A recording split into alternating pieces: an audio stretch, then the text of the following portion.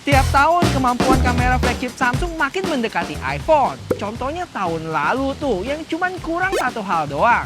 Apakah tahun ini bisa mengungguli? Terus gimana kemampuan zoom Samsung yang dipangkas dari 10 ke 5 kali? Serius, udah gak sabar gue pengen tunjukin hasil-hasil tes ini ke kalian. Oke, kita mulai dari jarak pandang yang terlihat tipis lebih luas di iPhone ya. Dan untuk dynamic range-nya juga masih sedikit lebih baik di iPhone. Bisa dilihat awan di belakang dan gedung-gedungnya lebih bersihan. Buat backlight pun iPhone terlihat lebih bersih dikit ya dibanding Samsung yang kayak ada kabut gitu. Dan tenang, gue pastiin lensa-lensanya udah bersih sebelum di-shoot. Dan nggak pakai lapisan kayak misalnya screen protector di HP-nya. Terus kalau ditanya untuk skin tone mana yang terlihat lebih natural, gue sempet tanya saudara gue ini nih, dan jujur dia juga bingung. Karena lebih ada di tengah-tengah sih untuk warna kulit gue. Ya bisa dibilang keduanya mendekati asli. Oke, sekarang kalian lagi lihat di kamera depannya. Dan ya, gua emang menantang maut nih ngetes iPhone sama S24 Ultra di markasnya Samsung. Dan mungkin mereka juga kaget karena di sini S24 Ultra-nya juga belum dikirim ya. Gimana dengan video kamera belakangnya? Secara warna, kayaknya di S24 Ultra ini saturasinya lebih diturunin deh dari pendahulunya. Terlihat warnanya dengan iPhone ini hampir mirip. Terus buat kondisi ini nih, terlihat dynamic range-nya masih lebih baik di Samsung ya. Tapi area depannya lebih gelap. Sedangkan iPhone nggak segan-segan buat putihin langitnya supaya area depannya lebih terang.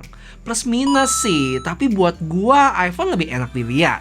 Buat ultra wide mirip sih karakternya kayak wide-nya. Tapi yang jelas ketara itu jarak pandang iPhone lebih luas ya, yaitu 0,5 kali dibanding Samsung 0,6. Nah, ini yang menarik, yaitu video zoom, di mana terlihat gambar di Samsung lebih tajam. Dan ini wajar ya, karena dia punya lensa sendiri buat 3 kali optikalnya. Sedangkan iPhone itu dari lensa wide 1 kalinya mesti di crop lagi digital ke 3 kali. Dan hasil ini masih berlaku sampai 4,9 kali. Terus gimana dengan sesama zoom optical 5 kalinya? Warmnya sih cukup berasa di iPhone, sedangkan di Samsung itu lebih ke cool. Dan karena cool tadi, gue berasa jadi lebih bersihan gak sih? Terus Samsung juga bisa menghandle papan di depan lebih baik ya dibanding iPhone yang udah mulai hilang detailnya. Cuman sisanya kalau dilihat sekilas kayak gini aja menurut gue sih mirip-mirip kedua HP ini. Buat zoom 10 kalinya pun gue berasa sama-sama aja ya gambarnya, nggak kelihatan perbedaan yang berarti. Tapi saat gue zoom ke 15 kali, yang mana ini zoom mentok di iPhone, gambarnya lebih tajam di iPhone ya, walaupun nggak jauh bedanya. Cuma ini beda ceritanya saat low light ya. Nanti gue tunjukin saat tes low light di konser buat kedua HP ini. Bakal mind blown. Habis itu yang gue paling demen dari kamera Samsung ini adalah kemampuan dia buat pindah lensa ya, dari depan ke belakang dan sebaliknya. Ya walaupun ada jeda, cuma paling enggak lebih bening ya dibanding iPhone yang masih stop, pindah lensa, terus record lagi. Nah ini juga banyak yang tanya, buat pindah lensanya lebih mulus mana bang? Gue berasa sedikit lebih baik di Samsung ya, tapi ini tipis aja sih, nggak yang jomplang banget. Dan cukup salut sama perubahan warnanya yang sangat minim di kedua HP ini. Itu tadi kalau ke ultra wide. Kalau pindah lensa ke 5 kalinya, sekarang di Samsung cukup kelihatan loncatnya dibanding iPhone. Dan perubahan gambarnya cukup berasa ya, jadi sedikit lebih terang di 5 kali. Cuma gue ada komplain nih buat Samsung. Nggak tahu ini bug atau sengaja, tapi videonya kok nggak ada kelihatan previewnya ya. Sedangkan iPhone itu nggak ada keluar loh. Buat foto sih aman aja, sama-sama ada preview. Sung, gimana nih Sung? Dan satu lagi kelebihan dari Samsung itu adalah kemampuan dia buat shoot 8K ya. Dan kelihatan ya perbedaan antara 8K sama 4K. Kalau kita crop gitu masih jelas yang 8K tentunya. Nah cuman itu di S24 Ultra ini dia bisa shoot 8K-nya nggak cuma di lensa wide ya, tapi di lensa telefoto 5 kalinya juga bisa. Gila. Selain itu ada satu fitur lagi yang cukup wow, yaitu kemampuan shoot sampai 4K 120 fps. Dengan 120 fps ini kalian bisa lambatin sampai 4 kali dan tetap menghasilkan video yang mulus. Cuman buat akses ini kita mesti ke menu Pro Video ya. Kalau video biasa cuma mentok di 60 fps aja. Next kita ke fitur yang kadang gue suka pakai juga nih, yaitu Cinematic Mode. Dimana buat skin tone gue bisa bilang lebih akurat di Samsung ya. Tapi buat bokehnya beberapa kali di Samsung tuh kurang rapi. Contohnya tangan si nyonya yang beberapa kali bisa kena blur. Terus lengan bajunya pun kena blur ya. Sedangkan iPhone jarang bocor sih. Buat foto, jujur gue gak mau sampai analisa yang nge-crop gitu dan lihat pixel per pixel. Secara overall aja, dimana di foto ini shadownya lebih ngangkat. bisa lihat pohon di sebelah kanan. Dan overall gambarnya lebih cerah. Dan nggak cuma pohon ya, untuk bangunan pun di Samsung lebih cerah juga. Dan iPhone cenderung lebih gelap. Terus buat zoom foto, iPhone masih kewalahan sih sama Samsung. Terlihat buat zoom mentoknya iPhone yaitu di 25 kali. Tanaman di sini masih lebih detail di Samsung. Habis itu gedung di sini pun gambarnya udah mulai pudar ya di iPhone. Buat konsistensi warna antar lensa kedua HP ini cukup baik. Mau dari ultra wide ke wide, terus wide ke telephoto pun warna yang dihasilkan masih mirip. Nah, sekarang mari kita ke foto objek orang yang entah kenapa di Samsung agak kemerahan gitu. Sedangkan iPhone terlihat lebih natural.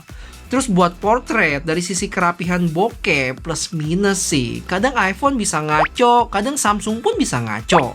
Cuman terlepas dari itu, kedua HP ini punya foto portrait yang cihuy. Terutama di 5 kalinya. Tapi lucunya, buat foto selfie justru kebalikan loh. Di iPhone sekarang malah yang agak kemerahan. Sedangkan Samsung sekarang yang lebih mendingan menurut gua. Cuma buat dynamic range, iPhone sedikit lebih baik. Gimana dengan full resolusi 200 megapiksel Samsung lawan 48 megapiksel iPhone? Jelas lah ya, 200 megapiksel Samsung bisa memberikan gambar yang masih baik. Walaupun udah di crop sampai 15 kali. Buat stabilisasi, gue berasa mirip-mirip aja sih, sama-sama baik. Atau mungkin iPhone mulusan dikit. Betul guys, supaya gue gak malu-malu amat lari-lari kayak gini. Buat yang belum subscribe, jangan lupa subscribe ya. Bakal berarti banget. Cek. Oke, sekarang kan lagi lihat dari kamera selfie-nya untuk kondisi low light ya. Gimana antara iPhone dengan Samsung. Gimana untuk background-nya. Wow, untuk background dalam menghandle cahaya di belakang kelihatan ya. Gedung Fullerton di belakang ini lebih baik bisa diekspos sama iPhone. Cahayanya lebih redup gitu dibanding Samsung yang udah kayak blow up gitu. Wow, dari sini juga kelihatan Apple Store dengan cahaya-cahaya lampu di belakang. Ya, kayaknya emang kamera selfie masih lebih baik di iPhone sih. Kenapa ya? Mungkin gara-gara iPhone itu punya sensornya kan di depan ya, dibanding sama Samsung yang cuma kamera selfie doang. Gue juga nggak tahu sih apakah itu penyebabnya. Terus buat kondisi yang super low light, sama-sama punya noise yang gede banget. Terus secara warna juga ada perbedaan. Mana yang lebih baik? iPhone lebih mendingan dikit nggak sih? Agak tipis sih bedanya. Untuk video wide low light secara kualitas mirip-mirip ya di sini. Paling gue berasa kalau kondisinya bener-bener low light, warna di Samsung cenderung agak keping-pingan gitu. Terus buat ultra wide-nya cukup terlihat perbedaannya, dimana untuk Samsung lebih terang, tapi gambarnya juga lebih soft. Beda sama iPhone yang lebih gelap, tapi secara gambar masih cukup tajam di sini. Oke, ini yang paling ditunggu juga buat gue nih. Jadi video zoom low light-nya mana yang terbaik? Kita mulai dari 5 kalinya dulu. Yang buat gua masih belum terlalu bisa kelihatan perbedaannya sih. Sama-sama masih baik. Paling di iPhone gambarnya sedikit lebih terang. Dan terkadang untuk noise-nya samar-samar bisa kelihatan. Nah, perbedaan yang paling ketahuan saat kita bandingin 15 kali zoom kedua HP ini, dimana masih sejalan dengan 5 kalinya, di iPhone gambarnya lebih terang ya. Dan noise-nya cukup berasa. Sedangkan Samsung lebih gelap, tapi masih yang tergolong normal. Malah bisa dibilang balance juga ya, karena kalau ada cahaya terang bisa lebih baik diekspos di Samsung daripada iPhone. Satu contoh lagi nih ya, buat yang pelang ini juga Samsung terlihat lebih bersih dibanding iPhone, yang noise-nya berasa banget. Masih belum puas? Oke, jadi kemarin gue sempat bawa kedua HP ini ke acara konser dan hasilnya memuaskan di Samsung. Yang menurut ilmu sotoy dan cupu gua, Samsung itu lebih pinter ya dibanding iPhone yang cenderung terangin gambarnya. Di Samsung sendiri dia turunin exposure-nya dan fokus ke orang yang di panggung. Sedangkan penonton yang jingkrak-jingkrakan di sana digelapin. Dan ini gue rekam auto ya, nggak ada sampai lock exposure gitu. BTW ini konsernya di stadion bola dan jaraknya bisa dibilang hampir dari ujung ke ujung sih. Bukan gue yang duduk di samping gitu, jadi emang bener-bener jauh banget. Flare? Untuk kondisi kayak konser kemarin, dengan cahaya yang super terang nembak ke kita gitu, iPhone hampir nggak bisa dipakai sih, serius memprihatinkan banget. Untungnya di Samsung masih bisa teredam ya flare-nya, bukan nggak ada juga sih, tapi tipis-tipis masih kelihatan. Dan ini nggak cuma di video, tapi di fotonya pun cukup ngeganggu. Oke, sebelum kita bahas IG story-nya, mari kepoin foto kamera belakang yang secara overall Samsung punya gambar yang sedikit lebih terang. Cuman dalam menghandle cahaya dan keakuratan warna, beberapa foto gue lihat di iPhone masih lebih baik. Tapi ada juga Samsung yang lebih baik loh. Misalnya logo NTUC di kanan sini yang lebih akurat di iPhone, karena aslinya emang bener-bener warna merah. Terus tulisan Singapore River Cruise juga sama. Tapi untuk kondisi yang berbeda, tulisan NTUC-nya itu lebih merah di Samsung. Terus logo City dan HSBC-nya terekspos lebih baik. Plus standar charternya lebih bersih di Samsung. Jadi ya plus minus. Cuma yang cukup konsisten hasilnya adalah zoom di Samsung yang jelas lebih baik. Untuk sesama 5 kali masih belum berasa ya, tapi kalau udah 10 kali ke atas, terlihat iPhone udah pecah hasilnya. Ya walaupun sebenarnya gambar di Samsung udah dihalusin lagi, tapi tetap lebih baik. Terus buat foto objek orang terutama yang 5 kali bagus juga loh hasilnya. Cuman warna di iPhone lebih warm gitu dibanding Samsung yang lebih natural. Buat pemisahan objek dengan background di area rambut cukup rapi ya di iPhone. Rambut tipis-tipisnya itu masih bisa dapet, tapi di bagian kacamata, gagang di iPhone malah kena blur. Di Samsung juga sih, tapi nggak separah iPhone. Buat foto selfie menurut gue sama-sama baik ya. Cuman di Samsung itu gambarnya cenderung lebih dicerahin. Mulai dari muka kita sampai background. Jadi kalau background belakang terlalu terang, di iPhone itu terlihat lebih pas. Dan beberapa kali di Samsung gue suka dapat gambar yang ngeblur ya. Jadi masih bener-bener stabil pegangnya. Buat cinematic mode low light sayangnya iPhone bisa gue bilang keok di sini. Karena suka nggak kedetect. Misalnya saat gua shoot dari kanan sini dan kalau objeknya membelakangi juga nggak kedetek ya. Cuman kalau gua shoot dari kiri baru keluar. Sedangkan Samsung bisa konsisten kasih efek blur di background. Kalau dari sisi kerapihan blur sama-sama kesulitan sih kalau low light gini. Misalnya kacamata dan hidungnya objeknya kena blur di Samsung. Sedangkan iPhone untuk rambut kena blur juga kayak Samsung. Gimana stabilisasi low light kalau kita ajak lari? Untuk jitter gue berasa sedikit lebih minim di iPhone, tapi secara video keseluruhan lebih goyang ya dibanding Samsung. Buat lensa ultrawide, jitternya makin berasa nih di Samsung, sedangkan iPhone lebih mendingan di sini. Walaupun sama kayak wide-nya, lebih goyang juga. Oke, kalau mau dirangkumin, gue bisa bilang S24 Ultra ini bener-bener kuat di zoom ya, terutama buat fotonya. Untuk video, terlebih buat daylight, iPhone masih bisa mengimbangi, bahkan beberapa aspek bisa lebih baik. Kecuali kalau udah menyangkut low light dengan situasi konser yang gue kasih lihat sebelumnya sih nggak ada lawan. Sekarang ini menjawab pertanyaan pemangkasan 10 kali optical zoom ke 5 kali itu nggak bikin downgrade ya, justru bikin hasilnya lebih baik, mau dari foto ataupun video. Karena sensor dan megapikselnya itu yang lebih baik di S24 Ultra sekarang.